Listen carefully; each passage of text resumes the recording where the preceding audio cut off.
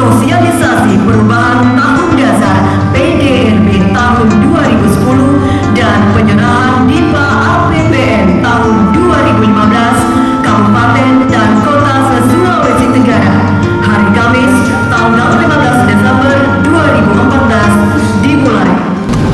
Bapak-bapak dan ibu sekalian, di setiap kali kesempatan saya selalu mengingatkan kepada kita sekalian bahwa tugas penyelenggaraan pemerintahan yang kita laksanakan adalah bagian dari rangkaian tugas kekuasaan eksekutif sebagaimana telah diatur di dalam sistem ketatanegaraan kita dengan trias politika sesuai teori Montesquieu yang di dalamnya ada kekuasaan legislatif, kekuasaan yudikatif, dan kekuasaan eksekutif.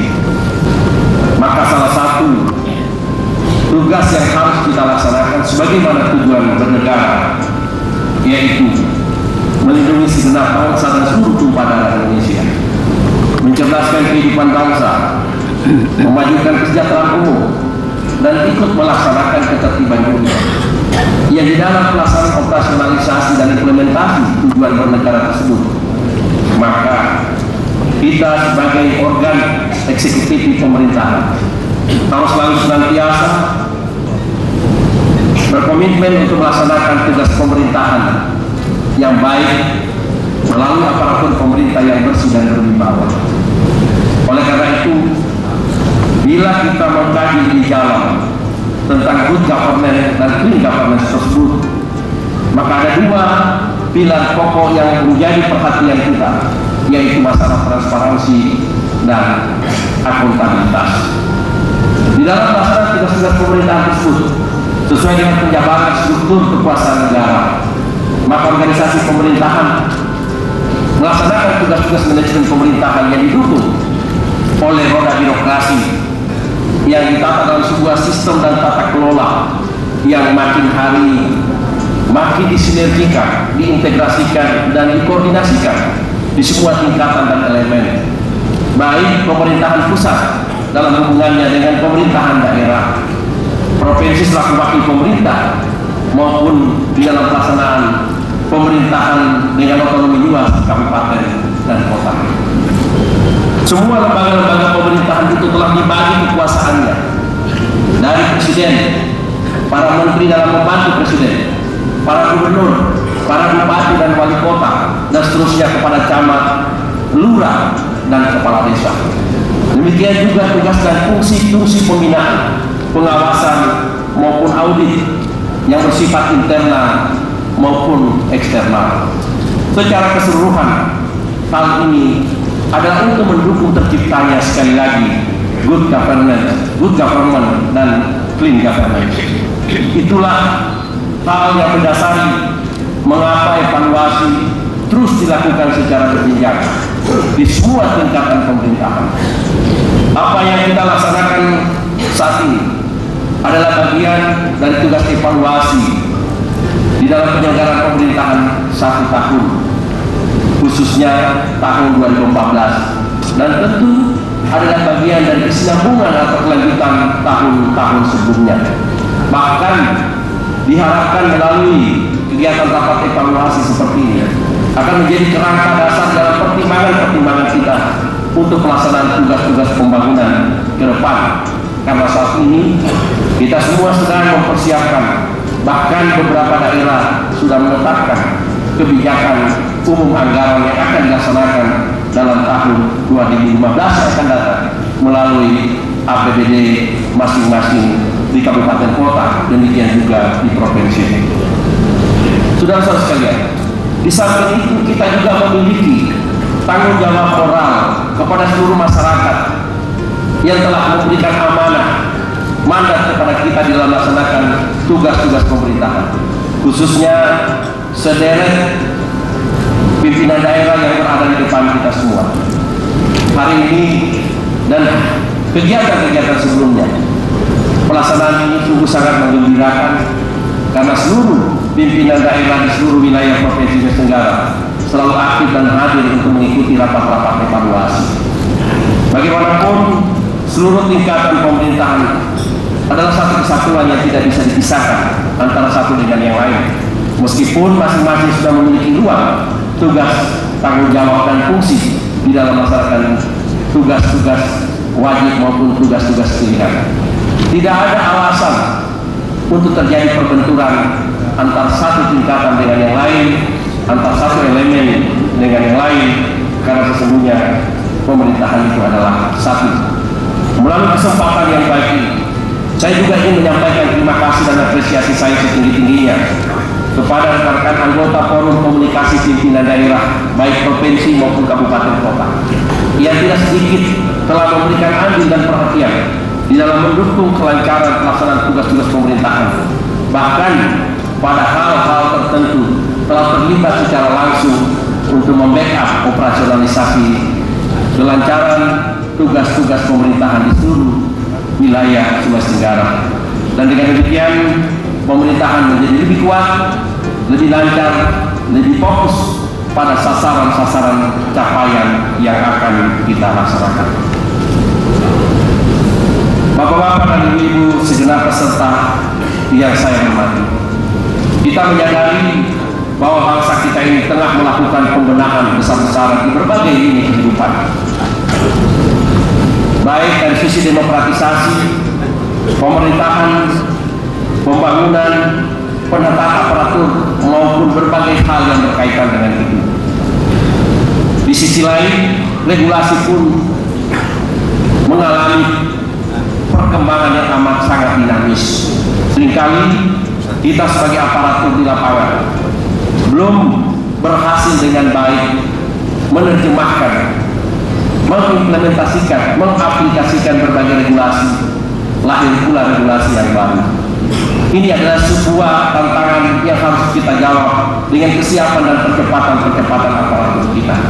Sebagai salah satu contoh, saat ini sesuatu hal yang tidak bisa kita tolak dan kita tawar, sistem pelaksanaan anggaran kita yang sebelumnya menggunakan penganggaran yang berbasis kas menuju aktual, maka tahun 2015 ini kita semua sudah harus siap untuk menggunakan sistem yang berbasis aktual. Demikian juga perubahan peraturan perundang-undangan yang berkaitan dengan pemerintahan daerah.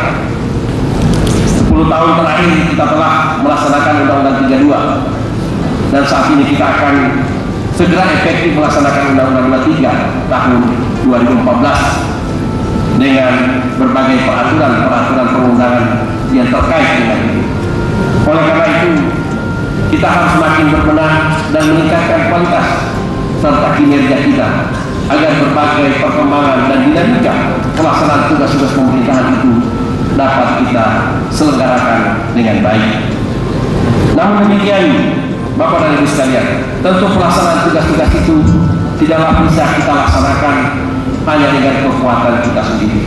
Itulah sebabnya koordinasi, integrasi, dan sinkronisasi tidak sekedar slogan, tetapi harus menjadi alat utama di dalam kita melaksanakan tugas-tugas tersebut. Betapapun juga tidak ada lembaga yang bergerak dengan kesendirian tanpa rangkaian lembaga-lembaga lain di dalam struktur pemerintahan maupun struktur negara kita. Saudara-saudara sekalian, kita tidak boleh curiga dengan BPS. Mulanya saya curiga dengan BPS. Suatu kesempatan saya undang Pak Kepala BPS ke kantor, dan kemudian saya kunjungi dia ke kantornya. Saya sedikit komplain, wajar dan manusiawi, sebagai pimpinan daerah yang punya optimisme dan merasa terus bekerja keras. Dari sejak periode pertama tahun 2008, saya memberikan fokus perhatian kebijakan pembangunan kita pada 3 aspek yang paling strategis dan berkaitan langsung dengan indeks pembangunan manusia. Tapi kok tidak naik-naik? Posisi Sultra tetap pada posisi antara 30-29 paling 27. Saya ingin merubah itu, bagaimana berada pada posisi 10 besar, bagaimana program-program yang lain yang sudah kita hasilkan dari Sulawesi Tenggara dan menjadi potret nasional.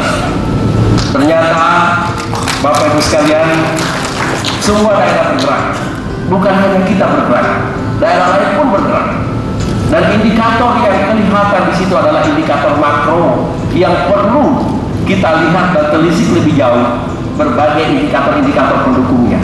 Saya menjadi terhibur dan kembali merasa senang karena Kepala BPS menyampaikan pada saya, IPM Sultra itu bukan tidak naik Pak Gub, sebenarnya naik, dan beberapa indikator-indikator penting di situ mengalami kenaikan. Nah, ini adalah salah satu nanti yang saya mohon Pak Kepala BPS bisa menjelaskan kepada kita tentang perubahan sistem perhitungan secara statistik agar IPM kita bisa mengalami kenaikan yang signifikan. Saya kira tinggal satu utang saya kepada rakyat Sulawesi Tenggara tentang bagaimana meningkatkan indikator ini. Bapak dan Ibu sekalian, indikator-indikator statistik itu jangan dianggap hanya sekedar simbol yang tidak penting. Kalau kita semua betul-betul menyadari pentingnya indikator statistik itu dan konsen membuat kebijakan prioritas pada apa yang ada pada indikator statistik, maka saya yakin itu adalah peta atau arah untuk membawa kita pada berbagai kebijakan pembangunan agar tidak salah sasaran. Para sekda supaya betul-betul memahami tata urutan pelaksanaan rencana anggaran kita, menguasai dan memahami berbagai pos-pos anggaran yang akan diusulkan, mekanisme tata kelola keuangan kita. Sebab dari hasil evaluasi BPKB masih banyak kabupaten kota di dalam evaluasi anggaran sekdanya tidak memahami betul tata kelola anggaran yang diajukan. Bahkan ada sekda yang tidak tahu, pengusulan anggaran itu sudah tiba di DPR dan selanjutnya dievaluasi oleh provinsi. Ini tidak boleh terjadi seperti ini, karena sekda itu adalah administrator tertinggi dalam penyelenggaraan pemerintahan. Sekda harus bisa mendistribusi semua kebijakan dan memahami seluruh aspek-aspek penyelenggaraan pemerintahan, apalagi yang berkaitan dengan keuangan. Dan sekda harus menjadi ujung tombak pelaksanaan pemerintahan di situ, karena semua kebijakan-kebijakan dan pimpinan daerah, bupati itu secara administratur harus melalui sekretaris daerah, agar semua saudara betul-betul memahami siapa yang bertugas dan siapa yang bertanggung jawab. Jangan hanya kejar kedudukannya, jangan hanya kejar statusnya. Sesungguhnya ada tugas dan fungsi yang jauh lebih mulia dan besar pertanggungjawabannya yang harus kita laksanakan, dan itu menjadi bagian dari pertanggungjawaban tugas dan jabatan kita. Sekarang ini kita tidak bisa lagi membangun sesuai dengan selera pimpinan. Tiba masa, tiba akal. Kita harus punya roadmap yang jelas. Kita harus punya peta yang jelas. Kita harus punya tahapan dan sasarannya jelas. Karena indikator, output dan outcome-nya harus dapat kita pertanggungjawabkan. Dan tentu kita semua punya ambisi untuk membuat sebuah sejarah dalam kepemimpinan kita, bahwa kita mampu meningkatkan atau membuat perubahan-perubahan dari sebuah proses yang masih rendah menjadi lebih tinggi, yang masih sempit menjadi lebih luas, dan seterusnya seperti itu. Karena hanya itulah yang menjadi kebanggaan kita. Demikianlah yang dapat saya sampaikan pada pengantar pengarahan pada pagi hari ini, dan atas segala perhatiannya saya ucapkan terima kasih. Bila taufiq wal hidayah. Wassalamualaikum warahmatullahi wabarakatuh.